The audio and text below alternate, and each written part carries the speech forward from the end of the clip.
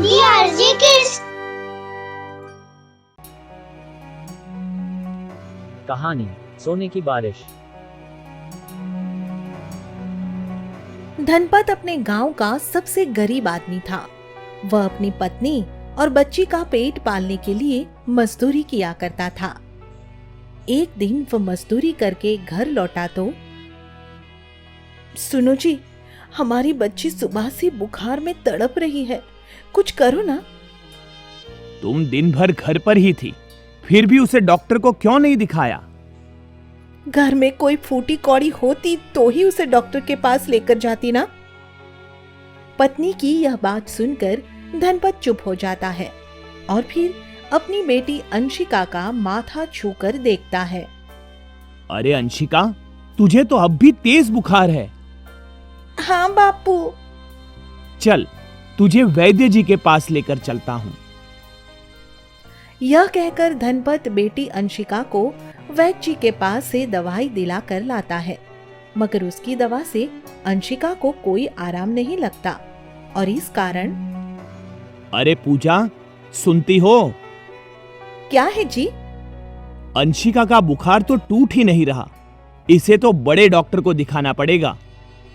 पर वह तो बहुत महंगी दवाई देगा, ऊपर से नंबर वाली पर्ची काटने के बहाने पैसा अलग से ऐंठेगा।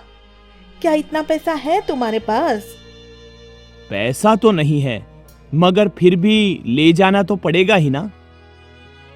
यह कहकर धनपत और उसकी पत्नी दोनों अपनी बेटी को लेकर एक डॉक्टर के क्लिनिक पर जाते हैं, मगर बिना पैसों के डॉक्टर उनकी बेटी को देखने से मना कर देता है। क्या जमाना आ गया है, गरीब पर तो कोई दया करता ही नहीं। मेरी फूल सी बच्ची बुखार से मर रही है और इस डॉक्टर को पैसे की पड़ी है। इसने तो इतना भी नहीं सोचा कि गरीब आदमी की बीमार बच्ची को देख ही ले, भगवान करे। यह कहते कहते पूजा रोने लगती है और फिर धनपत उसे समझाता है। बस कर पूजा, भगवान को जो डॉक्टर के साथ करना होगा करेगा। तू इस समय रोना बंद कर और बच्ची को लेकर घर जा। और आप? मैं इसके इलाज के लिए कहीं से कर्ज मांग कर लाता हूँ। इस तरह अपनी पत्नी को घर लौट जाने का कहकर धनपत कई लोगों के पास पैसा मांगने जाता है, मगर उसे कोई भी पैसा नहीं देता और हार कर वह वापस घर लौटने लगता है। मगर तभी उसकी नजर एक साधु पर पड़ती है जो जमीन पर बेहोश पड़ा था।